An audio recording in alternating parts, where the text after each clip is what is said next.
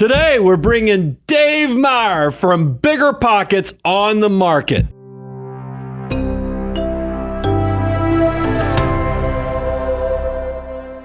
Brian, I am so excited about this because we love when we can bring in experts to talk about other areas of the financial world so that we can hopefully help you do money better. And today we have Dave Meyer, and he's the host of BiggerPockets on the Market podcast, which focuses on trends in real estate as well as the larger economy and helps people make better investing decisions. He's the vice president of data analytics at BiggerPockets, and he has been investing in real estate for over a decade now. So Dave, we are so excited. Thank you for joining us today.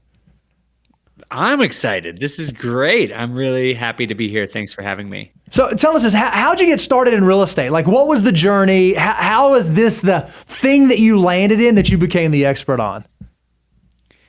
Well, it did happen somewhat serendipitously. So I graduated college in 2009, which, if you remember, was not a very good job market. Back then, it had the very nice distinction of being the worst job market, I think, since the Great Depression. Solid. I think the class of 2020 has now taken that over from us. But I was just trying to find a way to make money. And at first I moved to Denver and was waiting tables. And a friend of mine back then told me he was buying these like duplexes in Denver using these tax credits and really not putting a lot of money down. And frankly, he wasn't my smartest friend. And I was like, if this guy could do it, then I can do it. And so I started looking into it and learning more and more about it. And eventually I learned enough to be able to attract a couple of partners and got into my first deal. It was a fourplex here in Denver. And then over time, I just dedicated myself to learning it because I really liked it. I find real estate investing to be really fun. I really like entrepreneurship. And so I committed myself to learning it. And that was like 15 years ago. And so no formal training, no classes, no school. Like, it was something where you literally got your education by experience and doing research. So even if someone wants to be a real estate investor, it's possible to do that without having to have a degree in that or without having to go to school for that. Is that what I'm hearing you say? Oh, absolutely. Yeah. I mean, all of it is pretty much on the job training. And I think that's true for most people who are in real estate investing. I wish I had known about resources like BiggerPockets or other books because I was just sort of went into a lot of it blind and made a large amount of mistakes. But the really nice thing about real estate investing is that it's not very difficult. Like, there are certainly hard days and there are challenges that you're going to need to overcome. But it's not rocket science. These are, ideas and concepts that are relatively simple, that have been proven out by hundreds of thousands of people. And you're kind of just following what other people have done before. Yep. I would love to ask Dave, because hindsight always gives us the clarity of knowing how good or how bad a decision was. And you just said, and this is something I got to talk to Bo about, the fact that you came out when things were in chaos at the time seems horrible. Mm-hmm. But if you have an optimist or a silver lining mentality, a contrarian, you now realize that should have been an all-you-can-eat buffet of opportunity because of low interest rates, tons of inventory on the marketplace, people scared to death to even take this type of risk because of what happened with the flooding of the market.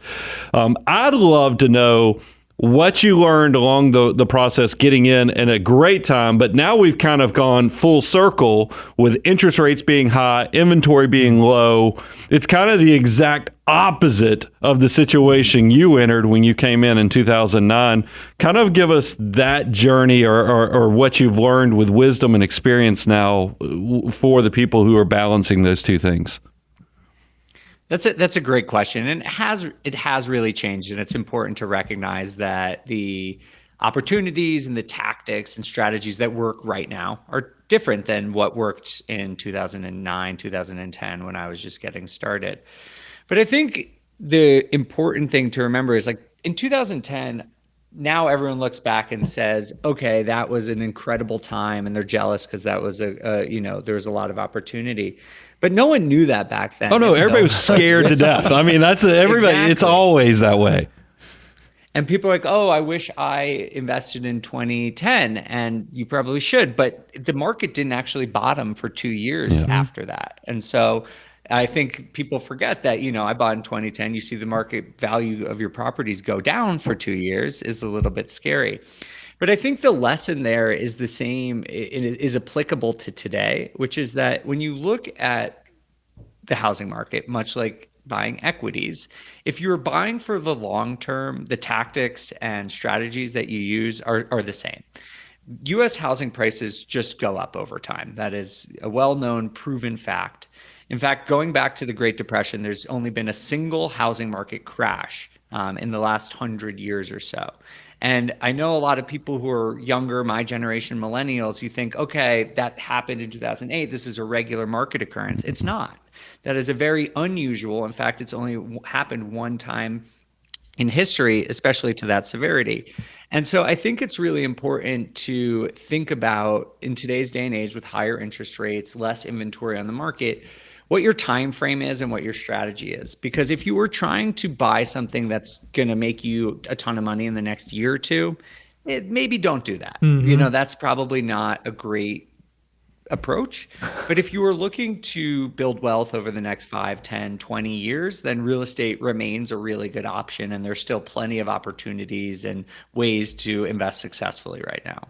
And because you're the VP of Data and Analytics, you said something interesting. You said that in 2008, 2009 is a very unique market. That was a unique once in 100-year thing. But you just released the 2024 State of Real Estate Investing Report. And you said there were some unique things in 2023 that were unique about the real estate market. So if I'm an investor, if I'm a buyer right now, what were some of those things? I mean, we can all look back and see why 08, 09 was unique. What was it that made 2023 so unique? That's a great question. 2023 was a year that I would say was defined by affordability. When you think about a housing market, or you think about really any market, it really comes down to there's supply and demand, right? Every single thing is supply and demand. And when you look at the different forces that impact both supply and demand, most of them in the housing market support higher prices. That's just the traditional metrics, like things like demographics. If you look at millennials, they're the biggest generation now in the United States. They are reaching the peak home buying age. And so we're seeing a lot of just inherent natural demand for housing. You see a lot of these trends like inflation and the printing of money, those things tend to support higher prices. The one thing that changed from like 2021, 2022 to 2023 is mortgage rates. And that has really softened the market a lot because it pulls demand out of the market. Even though people want houses, demand is measured not just by if people want it, it's if they can afford it. And fewer people can afford housing. And so that has really eliminated a lot of the volume in the market. So we're just seeing a real stalemate. Like people want to buy houses, but there's not enough on the market. Not enough people can afford it. And so you're in this situation where we're seeing actually a 40 to 50% decline in the number of home sales that happened in 2023. And that is really hurting the whole industry. And so I think when we look at 2024, the question becomes what happens with that affordability? That's the thing I'm really looking forward to this year, because you can imagine if affordability gets restored in even some way, we're going to get back to a situation where there's really strong demand and prices probably go up. But if affordability stays relatively low, we might be mired in this like really stuck, slow, sluggish kind of market, maybe for a year, maybe 2 or 3 more years. So when you think about affordability, with 2023, you said 40 to 50% decline in the number of home sales. Is that a reaction to what was happening in the housing market over the prior years with low interest rates and people buying houses and getting in homes? Or is it a function of, no, demand has now been driven down to where it's going to pop back? So as we think about 2024 on, is what happened in 2023 a reaction to the prior years or setting up for what could be coming in the future years? Yeah, so I think the big question now is what happens with inventory, because there is a lot of demand and there's a lot of pent up demand. We see for the last 6-12 months that every time that there's a movement in mortgage rates, even 25 basis points, demand for mortgages pops back up. And this is a relatively new phenomenon. Like back in, 2015, if mortgage rates moved 25 or 50 basis points, no one would even talk about it. It wasn't even like a thing. But now people are looking at it so carefully and you see these reactions to what normally would be like kind of a really small change in mortgage rates. You can, in my opinion, at least, I believe there's a lot of pent up demand on the sideline. The problem is that there's no inventory on the market. We've talked about that a little bit. So let me just explain that a little bit. When in the housing market, we talk about inventory, that's basically the number of homes that are for sale at any given time. And inventory is low for two reasons. The first is that fewer people are listing their home for sale. And the second reason is that the second things get listed, they get bought up quickly so that there's just nothing, there's no inventory sitting there on the market. And so the question about 2024 is, what changes that? Like, what can we envision that would actually increase the amount of inventory? And there are things like new construction. Construction's doing well, but that takes a long time. Foreclosures, which are still near historic lows, they're up from the pandemic, but they're about 1/10 of where they were during the financial crisis. So people who think that's going to happen, it's not going to happen. So the question is, will more people start listing their homes for sale voluntarily? And the main theory about why people haven't done that is, again, because interest rates. The housing market is very unique because about 70% of people who sell their homes go on to buy a new home. And so when buying conditions are adverse like they are right now, it also means that selling conditions become adverse. And so you see just fewer people selling. And so I don't really personally see supply increasing unless we get mortgage rates down into 5.5%. And personally, I don't think mortgage rates are getting there next year. So if I had to guess, I'd say we're in for a slightly better year in 2024 because affordability will increase a little bit, inventory will increase a little bit, but I don't think we're going to start approaching pre-pandemic levels in 2024. Well, Dave, because I think a lot of our audience and your audience alike, they haven't lived through an inflationary period. And there's a lot of times, I think, when people watch stock markets and other things, they will say, well, there's a volatility price structure. So if prices went up during the pandemic, now we had this high inflation. I just need to be patient and I'll probably be able to buy this house at a much cheaper price.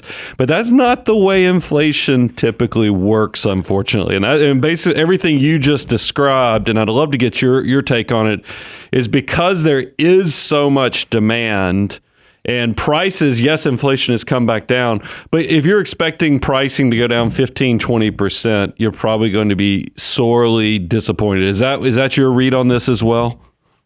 It is. And I do think it's important to note that we're talking about residential housing. And I don't think we'll see a large correction. Some markets will. We're already seeing Austin, Boise, Reno, Las Vegas. These markets have seen declines. And that could continue next year.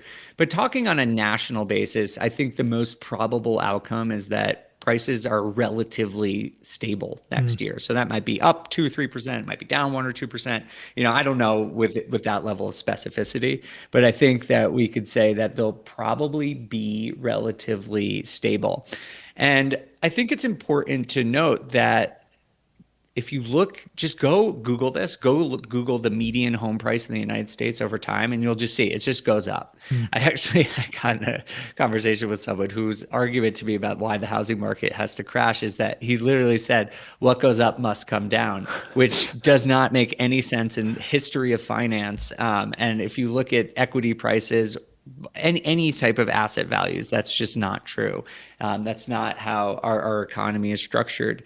And so I do think that if you were expecting a crash and waiting for a crash, you're unlikely to get it in any meaningful way. Could you find an opportunity where prices go down 5%? In certain markets, yeah, probably. But double digits is very unlikely. But I do think there's sort of this underlying problem with the housing market that does need to get addressed. And I think the reason a lot of people think the market is going to crash is because housing is so unaffordable. And that there is truth to that. Housing affordability, which basically just means how easily the average American can afford the average price home, is at a 40-year low. It's the lowest it's been since the mid or early 1980s. And that is a problem, right? Like if people can't afford to buy homes, that's going to cause issues with the housing market. But the issue it's causing right now is not a pricing correction, it's a volume decrease. There's just less trading. And there are other ways that affordability crises can be alleviated other than a price correction. And I think what I believe and a lot of other housing analysts believe is the more likely way this gets solved is that prices stay relatively flat while real wages, so that's basically how much income above the pace of inflation goes up. So if real wages continue to increase, mortgage rates slowly decline, and housing prices stay steady, that is a scenario where affordability can improve, but it will take a few years. And if I had to guess right now in January or February of 2024, I think that's the more likely course for the housing market for the next 2 or 3 years, is that prices don't move all that much and we'll gradually see mortgage rates decline, and that will increase affordability and restore some vitality to the housing market. Reversion to the mean, as we always talk about. I did exactly. One of the questions, Dave, that when you buy real estate in the past, your purchase price is really where you kind of locked in how much profit. If you got a really good deal on the purchase price, that drove a lot of how this was going to play out over the long term. But as we just discussed, the affordability, and we had such a big run up during the pandemic, post-pandemic, a lot of this real estate went up 40-50%. So you probably have already compressed the appreciation for a moment in time.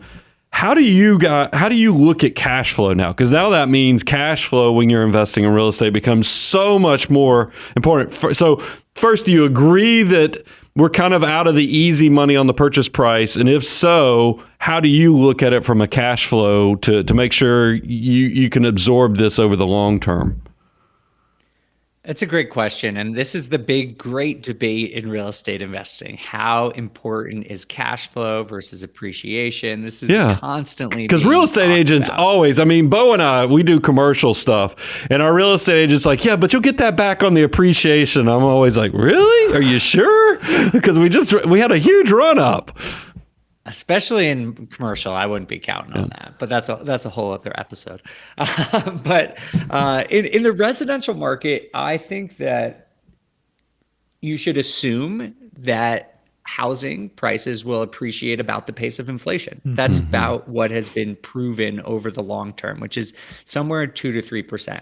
Now, if you're an amazing market picker and you can sense different areas, maybe you get 5-6% in certain years. But I think appreciation is basically a great inflation hedge, and it is an excellent inflation hedge. But profits from real estate investing, in my opinion, should come primarily from 3 different areas. One would be cash flow, like you said. That's basically, if you take your rent income you're getting, you subtract all of your expenses, what's left over is your cash flow. And for most investors, you're looking for at least a 2 or 3% cash on cash return. Sometimes you can get up to 10, 12%. We can get into how that's factored. So cash flow is really important. The second is something called amortization or loan pay down, which is when you pay your mortgage, part of it is interest, which is just bank profit, but part of it is principal pay down. And when you pay that down, that's building your equity reserve in your property.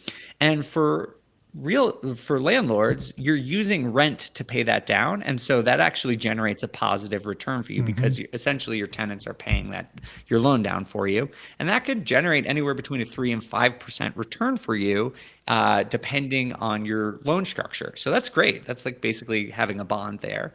And then the third that is working particularly well in today's climate is forced appreciation or value add, which is when you take a property that is not currently at its highest and best use and bring it up to its highest and best use. So that's traditionally how flippers make money. But rental property investors can do the same thing. You buy a property, improve the quality, add a bedroom, renovate the kitchen, and then you can force what we call forced appreciation, because you're making the value of the property go up, not by macroeconomic forces that you have no control over, but actually decisions that you're making, operational excellence, and that sort of thing. And so when you look at those three things together, you can earn, in my opinion, returns that are outsized of most stock portfolios.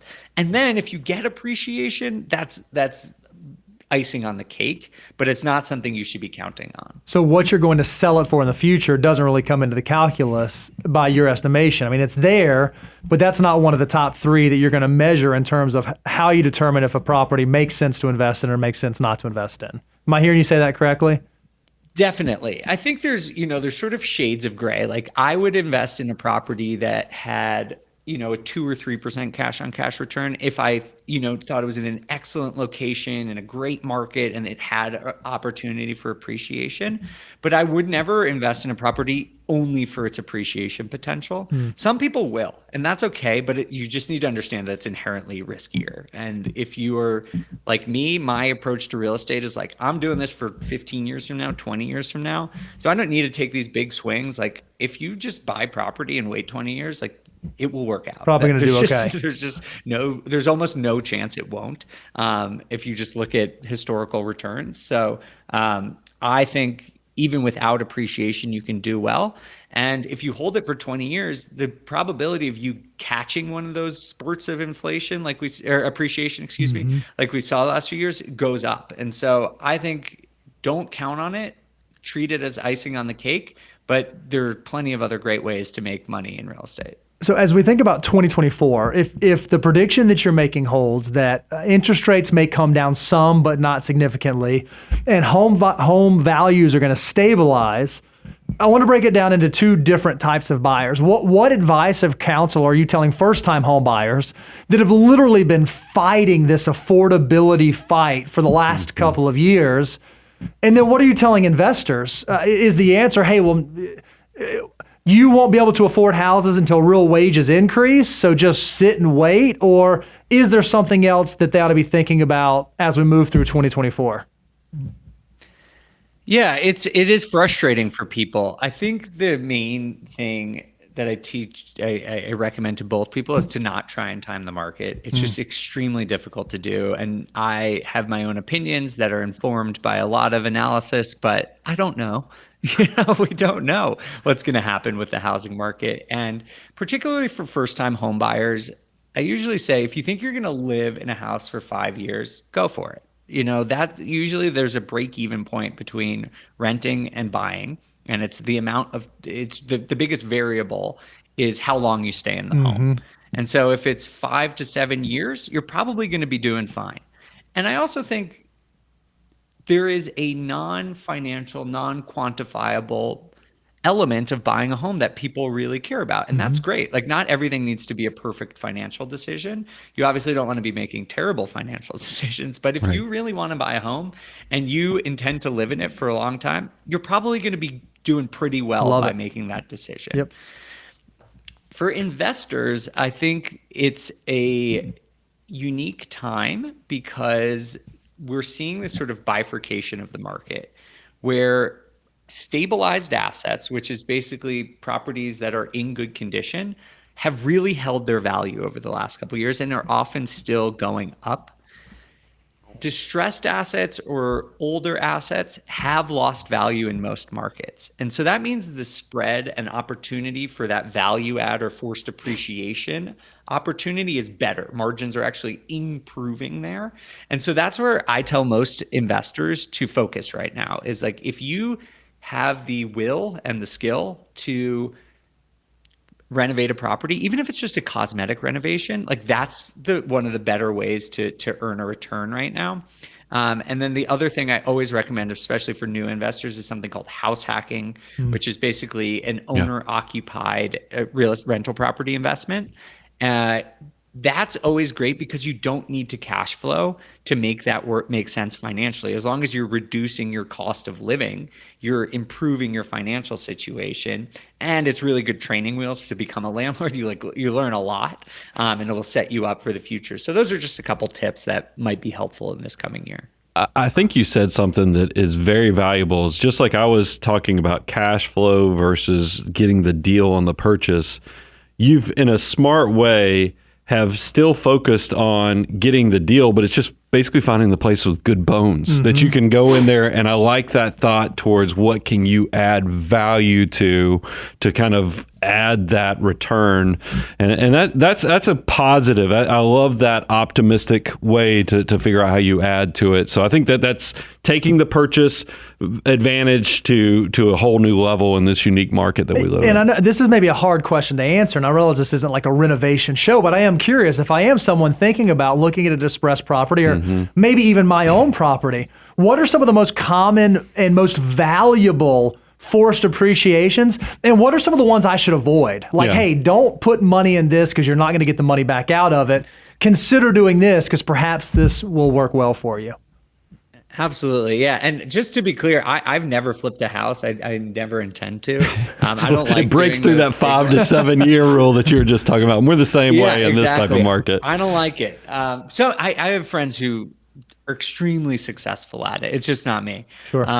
But I will say that with rental properties, making improvements are relatively easy. So the best thing to do, in my opinion, is find a way to add a bedroom. So if you have a bathroom a basement that's unfinished and you can finish it out, obviously you have to do that safely and legally. You need an egress window. You need to do that all properly. That's a great way to do it because you often can command higher rent for that. I actually read a recent report that showed that the number one ROI on renovating a house is refinishing hardwood floors. Really? So if they're hardwood floors that are scratched up or not doing well, trying to improve those is really good. Would you guess bathrooms that? and kitchens are really common, good ways to do it.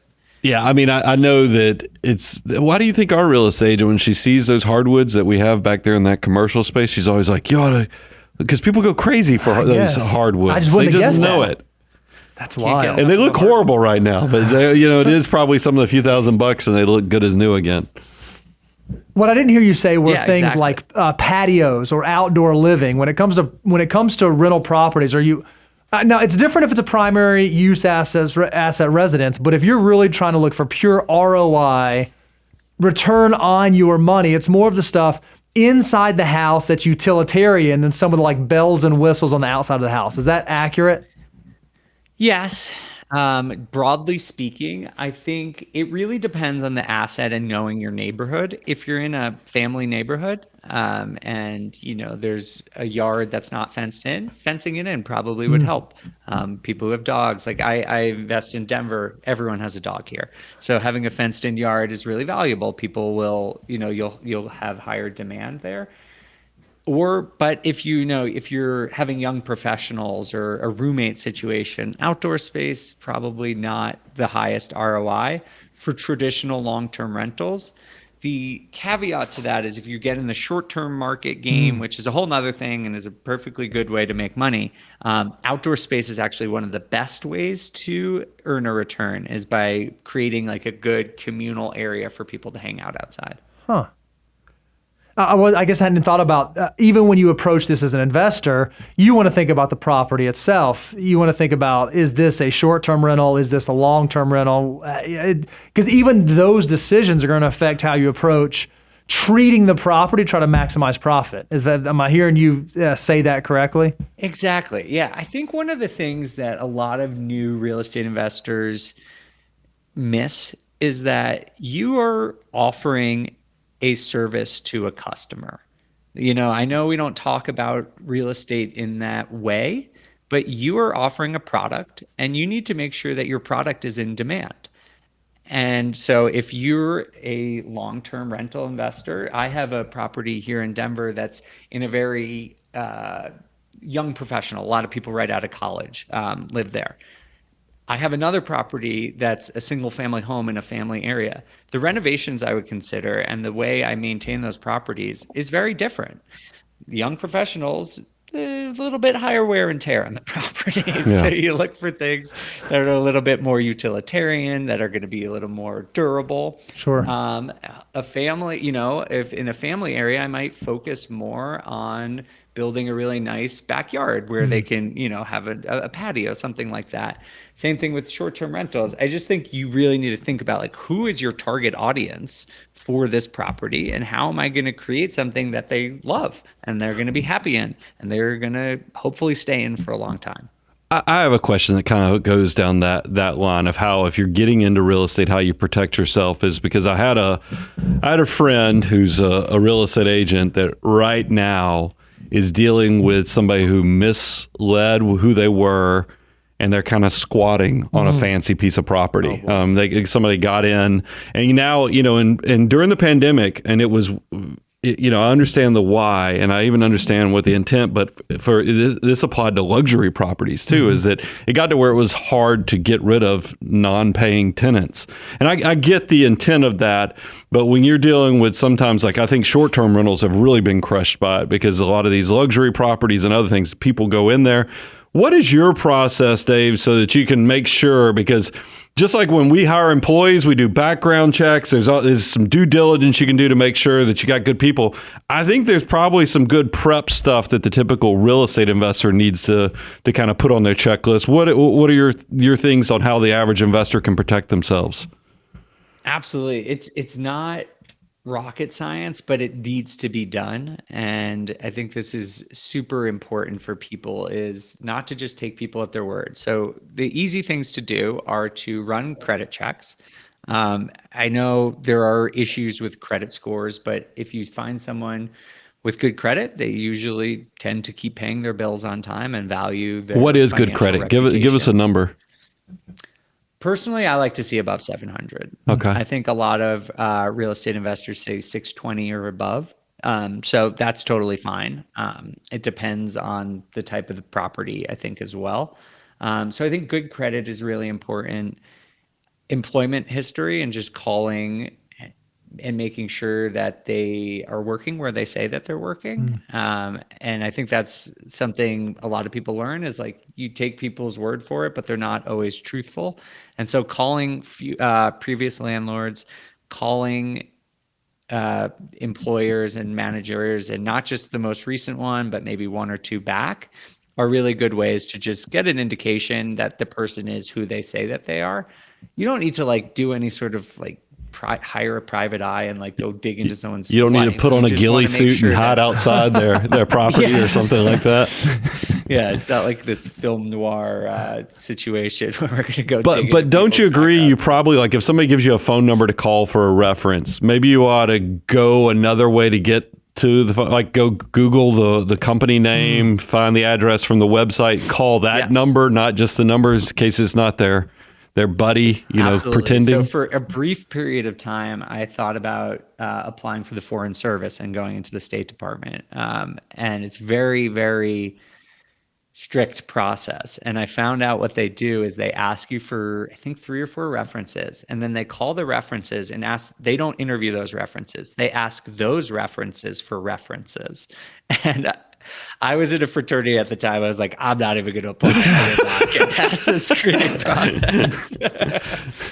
That's hilarious. But I think I just remember thinking about that when I started screening tenants, is like, maybe call an employer and say like, who is someone they work with that I can call, or call the previous landlord and say, did they have a roommate then? And, try and find the roommate, like just do one extra step of due diligence, and it will probably help. I think most people, the vast majority of people, are who they say they are. Yeah. And I think that's usually what you should expect. But just, it literally takes 30 minutes. Call around a little bit, sniff around. If something smells fishy, it usually is. And so you can usually spot a trouble situation pretty quickly. But if you get that one, this is why you should do it. If you get that one bad situation, it's going to leave some scars. I mean, it's because that's what I've experienced 100%. working with professional real estate investors. Absolutely. And it depends on the state, municipality that you're in. Some states, it's very, very difficult to remove non-paying tenants or squatters. Some states, it's a little bit easier. There's no right or wrong way, in my opinion, to this, but I do think if you're going to invest, you should really understand those laws so that if something comes up, you need to be able to navigate them. You need to have an attorney or a property manager who knows these situations well and how to handle them, because especially if it's your first time through something like that, it can be a real nightmare. Well, that's a great question now I want to lead to, because there's this whole, and look, we cater to it because I love teaching people to be good with their money and to do a lot of it themselves. That's why we give away tons of free information. But there does come a point that you probably should bring in somebody. If you've only done something, this is your first time, this is not the time to do on-the-job training. So what your core team, real estate attorneys, real estate agent, what is your core people that you like to put around you to make sure you're doing things right? Yeah, absolutely. So real estate agent to me is the most important. Yeah. Because if you're actively buying and even if you're just trying to understand renovations, like these questions you asked me earlier, if I add a bedroom, is that going to really improve the value of this property? If I renovate the kitchen, they can really be helpful in those types of evaluations and decisions. So that's number one. Property manager for me, I live abroad, and so I need a really good property manager. That's absolutely essential. What percentage is reasonable, by the way, on a property manager? I see in some markets I pay 8%, some 10. So Okay. 8 to 10% is generally, and then you'll pay for tenant placement fees and tenant renewal fees, which is fine for me. I think finding a good property manager is super important. And if you can find a good one, I think it's often worth paying the extra percentage point or two. And then contractors, reliable contractors are incredibly important.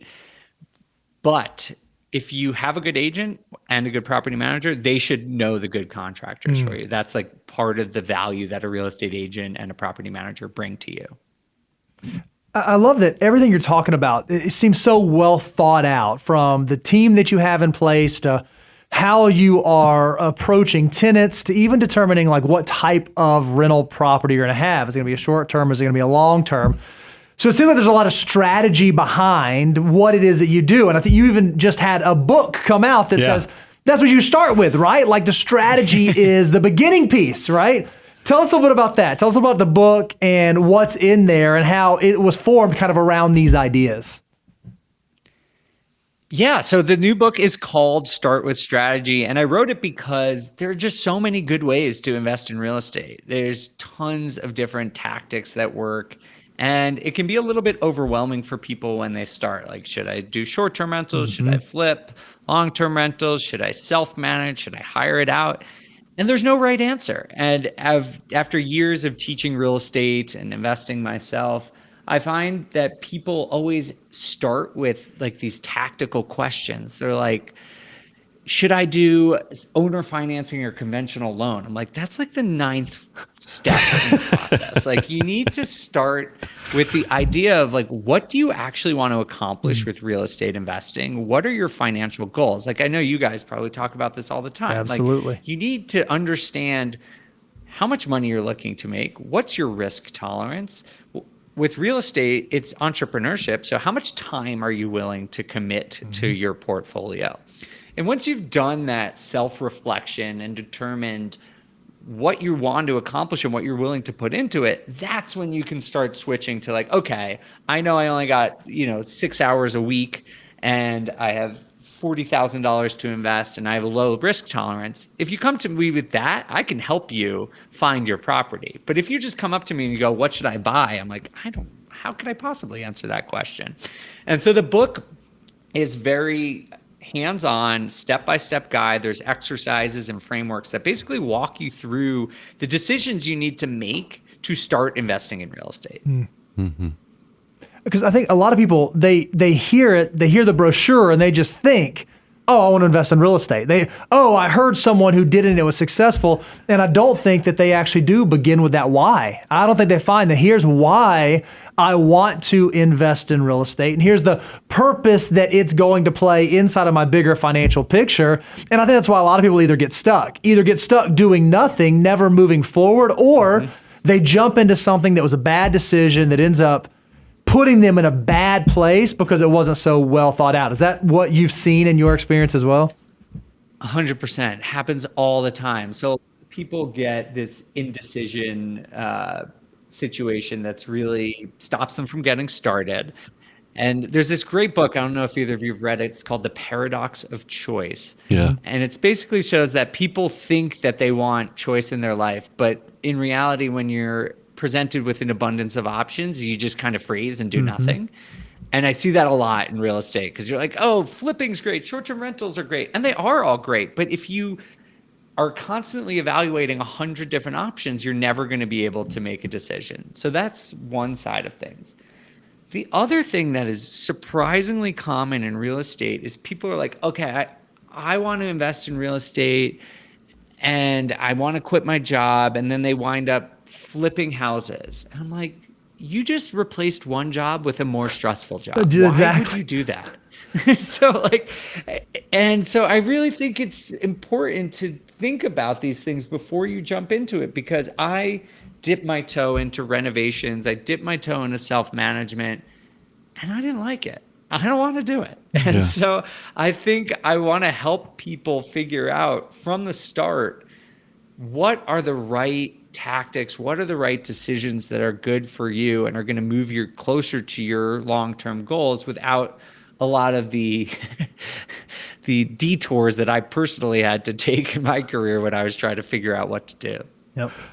I had a question because first I'm going to give you an easy answer, but then there's a second part to this, is because you've already alluded to it. When people tell me that real estate is passive, I'm like, to do it well, I mean, it's probably not. So that's the first part. But the second thing, here's what I'd love to know, because I see on social media, and this is the funniest thing, we've done TikTok reacts to it, is because people, when they were talking about flipping or any other type of real estate, let's say I made $15,000 or $25,000 on this one deal, and then they say, so if I do this 30 more times, I'll make $600,000. They'll come up with some crazy math, and I'm like, it doesn't ramp like that. So I'd love to know. Nope. First, confirm whether or not you think real estate is passive, and then second is, how do you ramp, or how fast or how slow should you go with real estate? Do you start with one house? Do you start with 5 houses? Because I think some people think that they're going to jump whole hog they're going to have 30 homes in the first 4 years. And I'd love to hear your thoughts on those two elements. Great. I love this question. And these social media portrayals of real estate investing is another reason I wrote this book, because a lot of what you see on there is just ridiculous. So first and foremost, real estate is not passive. It is entrepreneurship. Yeah. And there is a big spectrum on how much time you need to spend. Personally, I have a rule. I will not spend more than 20 hours a month on my portfolio. So is that passive? Relatively, yeah, compared to my job. So that's great. But I still have to work on it. I still have to put effort into it. And I pay people to work on my portfolio because someone needs to do the stuff that is required to successfully operate a business. And so that is one of the main questions that I think you need to think about in your strategy, is how involved do you want to be?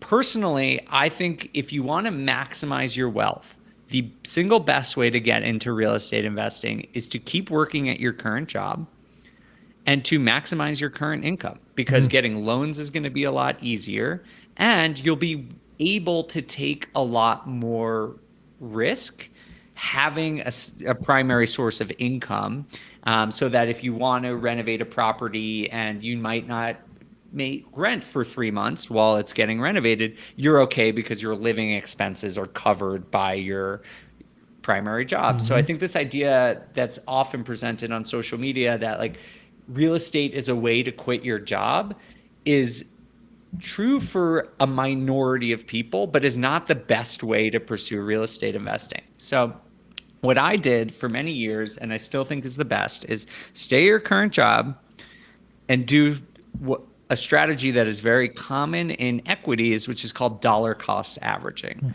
which is basically the idea that you take a certain amount of money and invest it at regular intervals into the market. So that for many people might be you buy a rental property, you wait 2 years, you save up some money again, you buy another one. You save it up for another 2 years, you buy another one.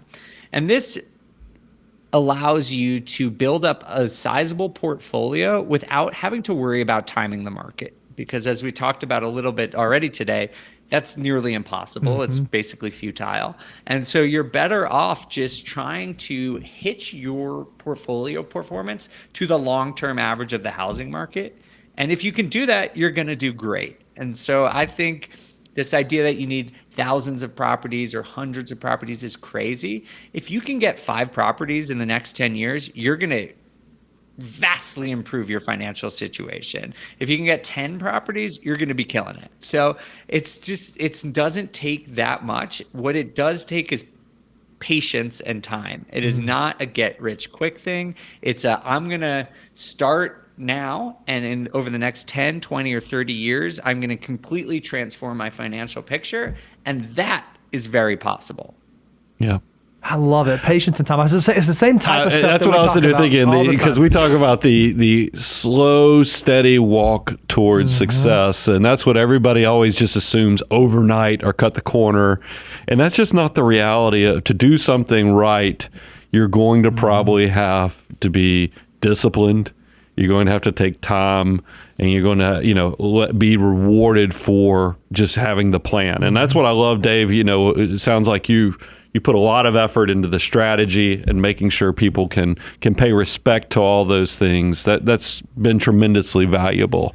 Tell us a little bit more, because like I said, I know you had a book come out. Lay out to our audience where they can find out more information and more details about the book as well.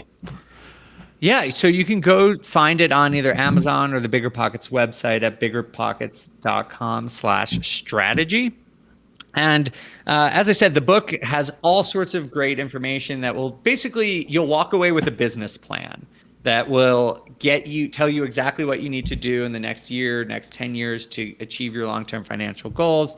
It comes with all sorts of Excel spreadsheets that will help you forecast your financial goals and what rates of return you should be targeting, all that good stuff. So it really is hopefully a comprehensive tool from people to start from basically nothing to having a well thought out, planned business plan to achieve your financial goals through real estate.